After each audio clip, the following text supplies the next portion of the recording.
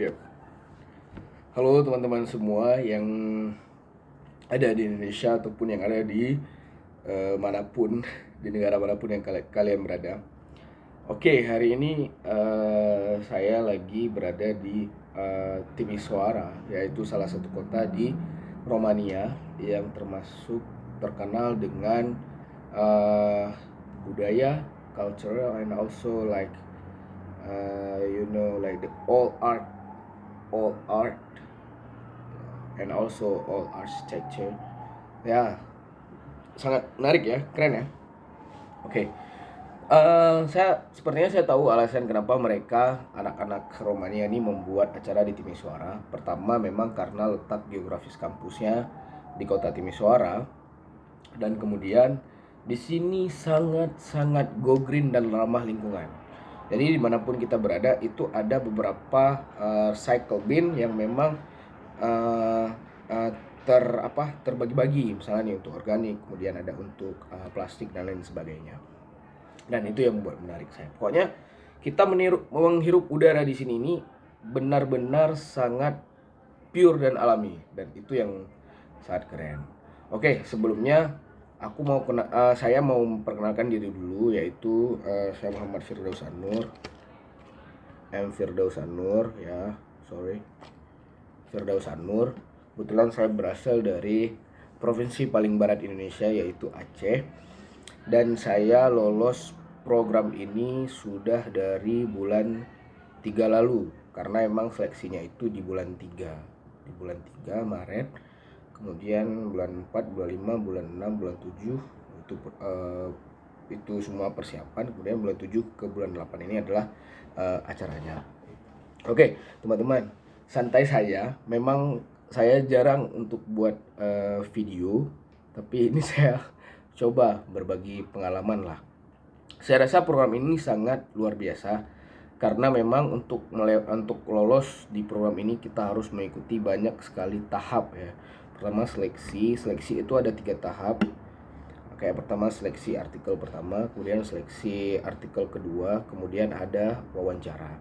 Dan di artikel pertama kami diminta ada 3 tulisan, dan itu nggak terlalu banyak lah ya, paling per artikel itu selembar, jadi ada 3. Kemudian seleksi kedua yaitu masuk ke subtema yang mereka sediakan tahun ini. Misalnya mereka angkat apa, misalnya mereka angkat tentang education done right. Jadi kita harus tulis gitu temanya. Ada 4 tema kalau nggak salah.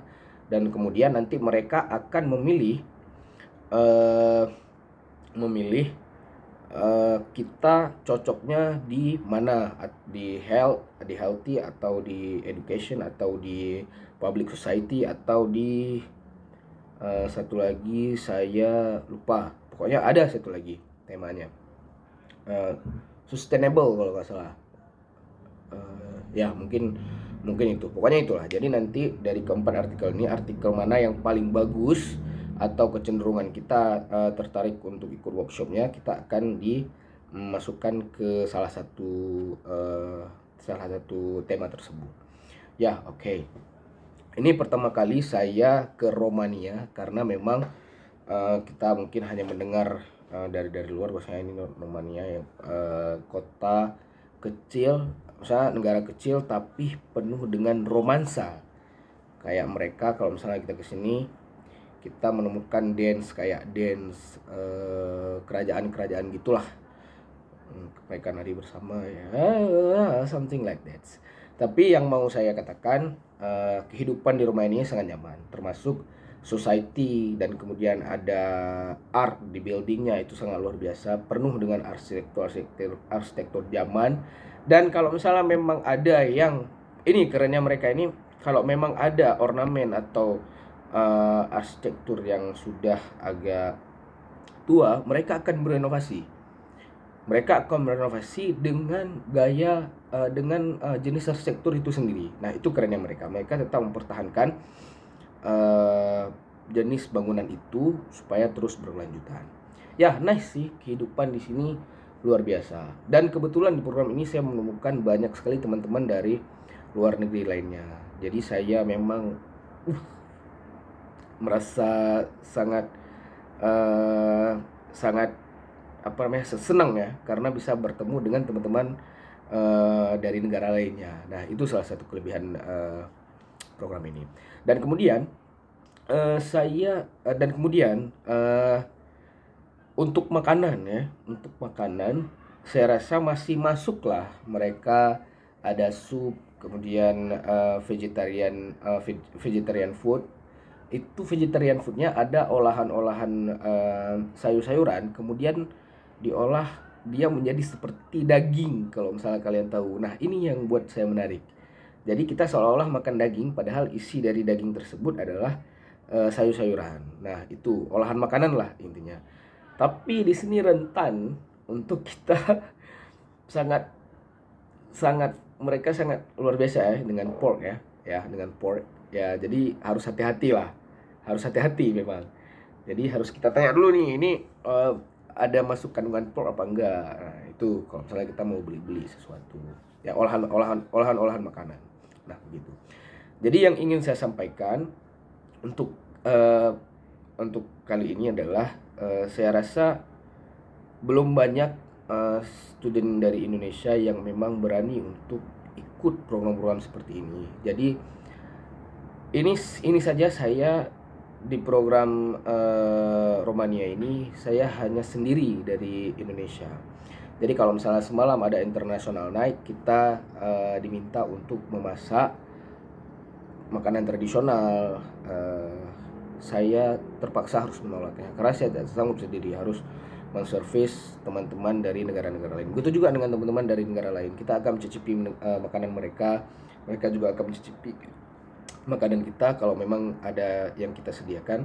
Tapi untuk kali ini karena saya sendiri, saya merasa berat misalnya untuk masak dan lain sebagainya. Nah, itu makanya saya langsung bilang ke Clara agar saya di cancel untuk menyediakan makanan tradisional dari negara saya. Nah, itu sih. Jadi sebenarnya program-program seperti ini tidak begitu susah, teman-teman. Jadi buat pelajar dari Indonesia, kalian cukup memiliki sedikit kemampuan untuk bahasa, bisa sedikit diskusi dalam bahasa Inggris misalnya. So, kita butuh itu karena memang modal utama adalah speaking ya, terlepas dari ide-ide nanti yang akan dibahas di workshop. Speaking itu ya nomor satu lah, karena memang tidak dapat dipungkiri semua orang di sini akan berbicara bahasa Inggris, minimal bahasa Inggris. Kalau misalnya mereka ada dari negara-negara asal mereka, misalnya dari Slovenia, kemudian ada dari Brazil, Costa Rica, mereka sometimes akan ngobrol pakai bahasa mereka sendiri kalau misalnya mereka lagi bersama sesama negara mereka. Tapi kalau misalnya di forum internasionalnya, itu memang kita harus paksa untuk berbicara bahasa Inggris. Jadi itu. Nah, poinnya adalah buat teman-teman yang dari Indonesia, jangan takut untuk mengikuti program-program seperti ini, karena saya rasa memang banyak dari kita sudah mampu dari segi finansial, tinggal tunggu keberanian untuk keluar negeri, bisa keluar negeri untuk cari pengalaman baru lah. Kalau misalnya kita lihat ada beberapa pelajar dari Indonesia, itu memang mereka sangat mempunyai sedikit modal lah dari segi ilmu, kemudian ada juga sedikit rezeki atau ekonomi yang memadai. Jadi sudah bisa nih buat ikut-ikut program seperti ini biar supaya Indonesia go internasional. Karena sangat disayangkan ketika acara-acara seperti ini kita sangat sedikit, padahal informasi sudah disebar. Misalnya emang udah disebar, ada beberapa yang memang tahu, tapi mereka tidak sanggup untuk mengikuti program ini, termasuk terkendala di misalnya pembuatan artikel, kemudian nanti di tes wawancara, terkendala di wawancara, dan ya seperti itulah kira-kira. Jadi saya harap ke depan teman-teman nggak usah takut. Kita sebenarnya kalau memang kita ingin maju di dunia internasional, kita harus berani nih. Pertama, kita harus berani keluar, show up bahwasanya kita mampu untuk program-program seperti ini, mampu untuk keluar negeri. Ya, Itulah. Karena sekarang gini, kalau misalnya memang teman-teman punya uang, ya, punya uang, tapi tidak punya kemampuan, itu pasti akan susah juga. Begitu juga kalau misalnya teman-teman punya uang, tetapi kalian susah dari segi ilmu. Jadi ini sulit juga. Makanya harus minimal adalah 50-50, punya uang sedikit, punya punya ilmu, punya kekuatan sedikit atau bahkan banyak, itu akan baik. Makanya saya rasa teman-teman memang kita harus belajar. Kita harus belajar supaya bisa beradaptasi dengan dunia ini, saya rasa, dengan kehidupan dunia, dengan teman-teman dari negara-negara lain. Nah, itu. Jadi intinya jangan takut, kemudian cobalah ambil resiko yang memang benar-benar besar. Contohnya misalnya kita harus lera untuk belajar. Betul-betul lera untuk belajar. Karena memang di atas segalanya itu adalah ilmu ya. Jadi ilmu. Saya yakin seperti itu karena memang kalau misalnya kita ada uang, kita tidak bisa jalan sendiri karena tidak mengetahui. Tapi kalau misalnya kita ada ilmu, kita dengan ilmu ini bisa memperoleh misalnya beasiswa atau misalnya kita pandai untuk dapat sponsor. Nah, jadi keilmuan ini emang ada di atas. Bisa jadi kalau misalnya kita pergi-pergi seperti ke program ini, kita full disponsori baik itu oleh politikus, negara dan lain sebagainya. Itu kan akan lebih luar biasa. Nah, kurang lebihnya seperti itu. Jadi buat teman-teman jangan takut belajar, apalagi buat anak-anak yang semester 4, semester 6, semester 8 atau bahkan magister, itu saya rasa sudah umur-umur yang matang untuk bisa main ke luar negeri, dalam artian mengikuti program-program seperti ini. Dan kenapa saya bilang harus modal utama adalah kemampuan speaking dan lain sebagainya, diskusi, kemampuan bahasa. Karena memang di program, kalau misalnya kalian lihat, ini program ini full workshop teman-teman. Jadi dalam workshop itu memang kita disuruh ditanya pendapat satu persatu, dan itu kalau misalnya kita tidak mempunyai sedikit kemampuan, mereka akan sulit memahami kita, dan bahkan mungkin kita tidak akan kurang disukai ya, karena kita tidak bisa berkomunikasi atau berinteraksi yang baik dengan mereka.